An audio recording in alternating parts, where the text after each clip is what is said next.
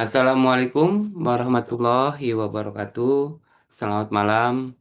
Perkenalkan, nama saya Budi Rahmat, eh, mahasiswa Universitas Cyber Asia dengan NIM 230101020089 untuk kelas SI 303, untuk dosennya dengan Pak Dr. Ucuk Darussalam STMT. Malam ini saya mau mempresentasikan tugas UTS untuk mata kuliah Komunikasi Data dan Jaringan Komputer. Di mana untuk presentasi UTS Komunikasi Data dan Jaringan Komputer, saya udah membuat daftar isi yang terdiri dari lima, yang terdiri dari lima daftar isi. Yang pertama, eh, untuk daftar isi sendiri itu adalah disesuaikan dengan tugas atau arahan dari Pak dosen Pak dosen sendiri. Jadi yang pertama, daftar isinya jelaskan cara kerja prinsip komunikasi data dalam jaringan komputer. Kemudian poin 2, jelaskan jenis dan cara kerja topologi dasar jaringan komputer. Yang ketiga, jelaskan jenis physical layer yang digunakan sebagai media transmisi data dalam jaringan komputer. Sebutkan kekurangan dan kelebihannya. Yang keempat, jelaskan definisi OSI layer dan proses data yang terjadi di setiap layer. Yang kelima, jelaskan fungsi masing-masing protokol di setiap OSI layer. Oke. Baik. Lanjut ke page atau halaman berikutnya. Yang pertama, jelaskan cara kerja prinsip komunikasi data dalam jaringan komputer. Konsep dasar dan model berlapis, TCP atau IP, prinsip komunikasi data atau komunikasi data adalah proses pertukaran informasi antara dua perangkat atau lebih yang terhubung dalam jaringan menggunakan serangkaian aturan yang disebut protokol. Yang struktur berlapis model TCP atau IP. Proses komunikasi diatur dalam lapisan-lapisan layer untuk memecahkan tugas kompleks sebagai eh, menjadi bagian yang lebih sederhana. Model TCP/IP adalah yang paling umum digunakan. Yang pertama, akses jaringan. Tugas utamanya adalah mengurus transmisi fisik dan pengalamatan fisik, alamat MAC di dalam jaringan lokal, protokol Ethernet, dan Wi-Fi. Untuk unit datanya adalah frame. Kemudian nomor 2, Internet Network. Mengalamatkan untuk tugas utamanya mengalamatkan data secara logik dan menentukan jalur routing protokol IP. Untuk unit datanya adalah paket. Yang ketiga adalah transport. Tugas utamanya adalah mengatur koneksi end-to-end yang handal, protokol TCP Anda atau UDP cepat. Unit datanya adalah segmen atau datagram. Yang keempat, lapisan layernya itu adalah aplikasi. Tugas utamanya menyediakan antarmuka untuk aplikasi pengguna, misalnya browser, email, protokol HTTP atau SMTP. Untuk unit datanya adalah data. Kemudian, proses aliran data atau enkapsulasi dan dekapsulasi, proses adalah proses pengiriman dan proses penerimaan. Proses pengiriman atau enkapsulasi, ketika perangkat mengirim data, data bergerak turun melalui lapisan TCP/IP. Yang pertama, aplikasi, transport, internet, akses jaringan, serta sampai dengan fisik. Kemudian, untuk proses penerimaan, ketika perangkat menerima data, data bergerak naik melalui lapisan lapisan TCP/IP melalui akses jaringan, frame, internet, transport, aplikasi. Itu adalah perbedaan antara enkapsulasi dan dekapsulasi.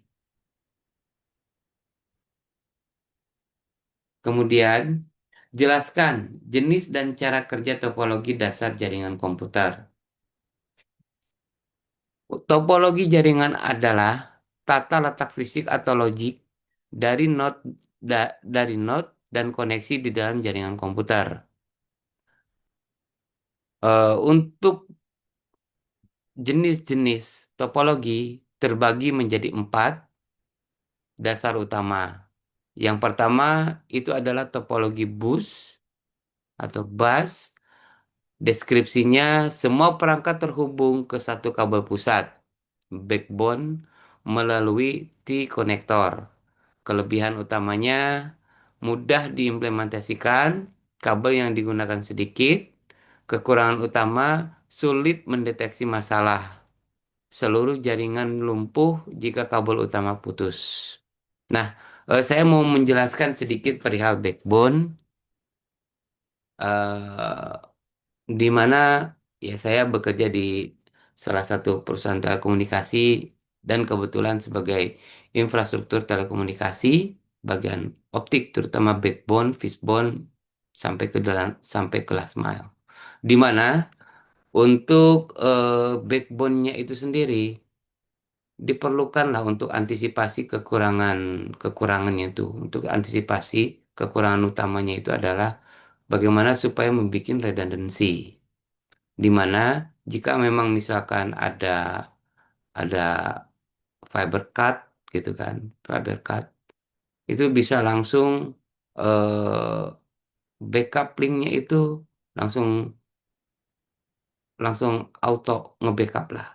Jadi di mana di masing-masing ujung atau di masing-masing pad atau POP-nya itu atau di servernya atau di data centernya itu kita bikin redundancy dengan kabel jalur yang berbeda, dengan kabel dan jalur yang berbeda, dengan perangkat dengan kita taruh kita memasang perangkat switch router yang failover, yang auto failover. Antisipasinya itu. Oke, lanjut. Untuk topologi ring, deskripsi setiap perangkat terhubung tepat ke dua perangkat lain, membentuk jalur ring melingkar. Kelebihan, kinerja stabil di bawah beban tinggi transisi satu arah. Kekurangan utama sangat rentan kegagalan satu node melumpuhkan seluruh jaringan. Kemudian untuk topologi star, semua perangkat terhubung secara independen ke perangkat pusat, hub atau switch. Kelebihan utama mudah diatasi, kegagalan satu node tidak mempengaruhi yang lain. Instalasi dan penambahan node mudah. Sangat bergantung pada perangkat pusat. Jika hub switch rusak, seluruh jaringan lumpuh. Ini kebanyakan yang dipakai dengan para banking ya, topologi startnya ini. Di mana masing-masing di pusat itu menggunakan DC, data center. Data center pun terdiri dari beberapa dua titik pusat ya. Untuk backhaul atau IC-nya lah. Tapi kebanyakan kalau kita menyebutnya adalah backhaul. Di mana adalah backhaul itu adalah interkoneksi untuk menyimpan atau interkoneksi antar router sehingga untuk untuk memanage juga kapasitas bandwidth-nya. Biasanya backhaul itu lebih besar. Backhaul itu lebih besar bandwidth-nya dibanding last mile-nya. Seperti itu. Kemudian untuk mesh, deskripsi setiap perangkat terhubung secara langsung ke setiap perangkat lain dalam jaringan. Topologi penuh. Sangat handal, banyak jalur redundant, traffic dapat dikelola. Sangat mahal dan rumit untuk diinstal karena jumlah kabel yang sangat banyak. Oke, di sini di sebelah kanan terlihat topologinya, komputer network topologi dari mulai bus, star, ring, tree, ataupun mesh. Oke, lanjut. Cara kerja topologi dasar dan aplikasi. Cara kerja topologi bus, data dikirimkan sebagai sinyal ke seluruh segmen kabel. Setiap perangkat memeriksa apakah data tersebut ditujukan untuknya. Yang kedua, cara kerja topologi ring, transmisi data bergerak searah unit direksional dari satu perangkat ke perangkat berikutnya hingga mencapai tujuan. Biasanya menggunakan token atau mengatur akses token passing. Aplikasi digunakan pada jaringan yang membutuhkan kinerja stabil, seperti dalam beberapa jaringan area lokal seperti LAN, Local Area Network, yang skala kecil, meskipun sebagian besar telah digantikan oleh START atau Ethernet. Kemudian, poin 3, cara kerja topologi START. Data yang dikirimkan oleh satu node selalu melalui perangkat pusat atau hub atau switch sebelum diteruskan ke node tujuan. Hub itu sendiri adalah mengirim data ke semua perangkat lain, kemudian switch mengirim data hanya ke node tujuan yang dimaksud. Kemudian, poin 4, cara kerja topologi mesh. Data dapat mengambil banyak jalur berbeda dari sumber ke tujuan. Jaringan secara otomatis akan memilih jalur yang paling efisien atau mengarahkan ulang data jika satu jalur gagal. Seperti itu untuk masing-masing cara kerja topologi dasar dan aplikasinya. Oke, kemudian lanjut eh untuk ke poin 3, jelaskan jenis physical layer yang digunakan sebagai media transmisi data dalam jaringan komputer. Sebutkan kekurangan dan kelebihannya. Oke. Berikut adalah penjelasan mengenai jenis-jenis media transmisi beserta kelebihan dan kekurangannya. Yang pertama, kabel twist pair. Kabel ini terdiri dari pasangan kabel tembaga yang dipilin satu sama lain untuk mengurangi interferensi. Ada dua jenis utama, yaitu adalah UTP dan STP. Ini adalah media yang paling umum digunakan dalam jaringan LAN, seperti kabel Ethernet. Untuk kelebihannya adalah harga murah, instalasi mudah. Untuk kekurangannya sendiri, rentan interferensi, terutama jenis UTP, rentan terhadap gangguan elektromagnetik, EMI, dan radio RFI. Untuk jarak jangkauan terbatas, sinyal melemah, etunasi lebih cepat sehingga hanya efektif untuk jarak pendek pada umumnya hingga sampai dengan 100 meter. Ya, tergantung jenis-jenis kabelnya ya. Tapi kebanyakan kalau misalkan ketekuk sedikit, memang udah berimpact ke kualitas eh, transportnya lah ya, atau RX levelnya atau eh, upstreamnya, upstreamnya biasanya, upstream sama downstreamnya tuh jadi nggak simetris, anomali asimetris, anomali simetris. Kemudian untuk bandwidth terbatas. Kecepatan kecepatan transmisi data lebih rendah dibandingkan fiber optik. Instalasi lebih sulit, kabel cenderung kaku dan konektornya lebih sulit dipasang. Jarang digunakan di LAN modem. Digunakan di LAN modern. Telah banyak digantikan oleh UTP dan fiber optik untuk jaringan komputer. Kemudian untuk nomor 2, kabel coax atau coaxial cable. Kabel ini memiliki konduktor tembaga di bagian tengah yang dikelilingi oleh isolator, pelindung logam, dan jaket luar. Sering digunakan untuk revisi kabel dan jaringan Ethernet model lama. Kelebihannya, tahan interferensi, jangkauan lebih jauh, bandwidth cukup tinggi. Kekurangan, biaya lebih mahal daripada kabel twist pair. Itu perbedaannya. Kemudian untuk yang ketiga, kabel serat optik. Media ini menggunakan serat kaca atau plastik yang sangat halus untuk mentransmisikan data dalam bentuk pulsa cahaya. Kelebihan, bandwidth sangat tinggi, mampu membawa data dalam jumlah yang sangat besar dengan kecepatan yang sangat tinggi. Kebal interferensi karena menggunakan cahaya, tidak terpengaruh dan interferensi elektromagnetik atau radio. Jangkauannya pun sangat jauh. Sinyal cahaya memiliki atenuasi yang sangat rendah sehingga bisa menempuh jarak puluhan hingga ratusan kilometer. Keamanan tinggi sangat sulit untuk disadap tanpa merusak kabelnya. Ukuran kecil dan ringan. Kekurangannya biaya sangat-sangat mahal. Harga kabel dan peralatan pendukung transceiver switch jauh lebih mahal.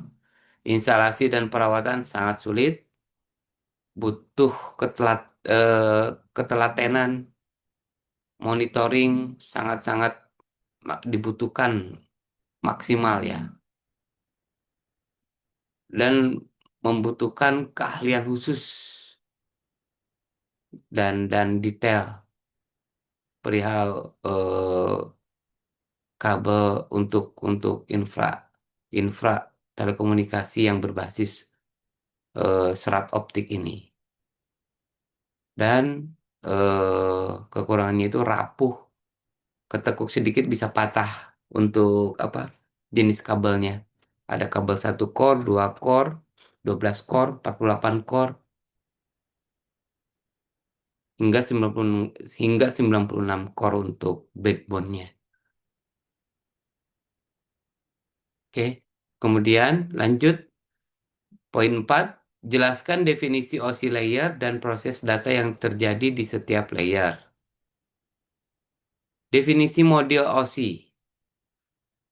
Model OSI atau Open System Interconnection adalah sebuah kerangka kerja konseptual yang dibuat oleh organisasi internasional untuk standarisasi ISO.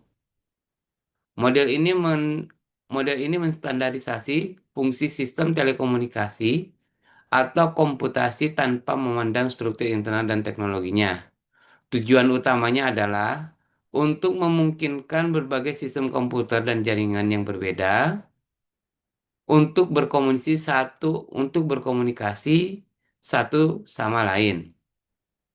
Model ini membagi proses komunikasi jaringan yang kompleks menjadi 7 lapisan layer abstrak, di mana setiap lapisan memiliki fungsi spesifik dan melayani lapisan di atasnya, serta dilayani oleh lapisan bawahnya. Proses data di setiap layer, enkapsulasi dan dekapsulasi. Yang pertama, proses data dalam MOSI dapat dijelaskan melalui dua mekanisme utama. Yang pertama adalah enkapsulasi di sisi pengirim, upstream. Dekapsulasi di sisi penerima adalah downstream atau receive. Untuk di sisi pengirim atau enkapsulasi, data bergerak dari lapisan atas, application, ke lapisan bawah, physical. Di setiap lapisan informasi tambahan berupa header dan kadang trailer ditambahkan ke data. Informasi ini berisi instruksi kontrol dan lapisan yang sesuai di sisi penerima. Kemudian untuk dekapsulasi di sisi penerima, data bergerak dari lapisan bawah physical ke lapisan atas application. Di setiap lapisan, header yang sesuai dilepas dan diproses data mentah diteruskan ke lapisan di atasnya. Kelima, jelaskan fungsi masing-masing protokol di setiap OSI layer.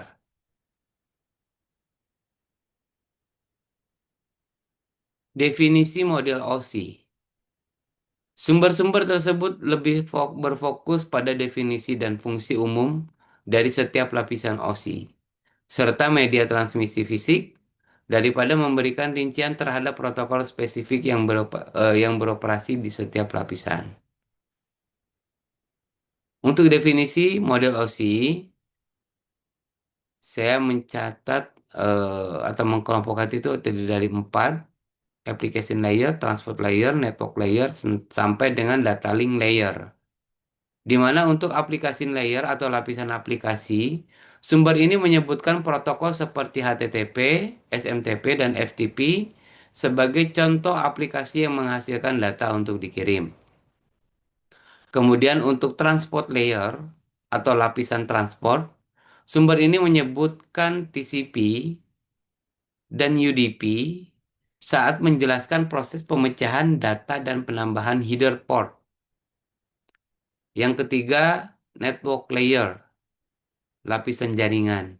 Sumber ini secara implisit merujuk pada protokol IP ketika menyebutkan fungsi pengalamatan logis menggunakan alamat IP dan perutean paket atau reroute paket atau routing paket. Yang terakhir, data link layer, lapisan tautan data. Sumber ini merujuk pada penggunaan alamat MAC dalam header frame untuk pengalamatan fisik antar node. Oke, baik, demikian presentasi yang bisa saya sampaikan malam ini. Mohon maaf jika ada salah kata atau kekurangan dalam presentasi saya. Wassalamualaikum warahmatullahi wabarakatuh. Selamat malam.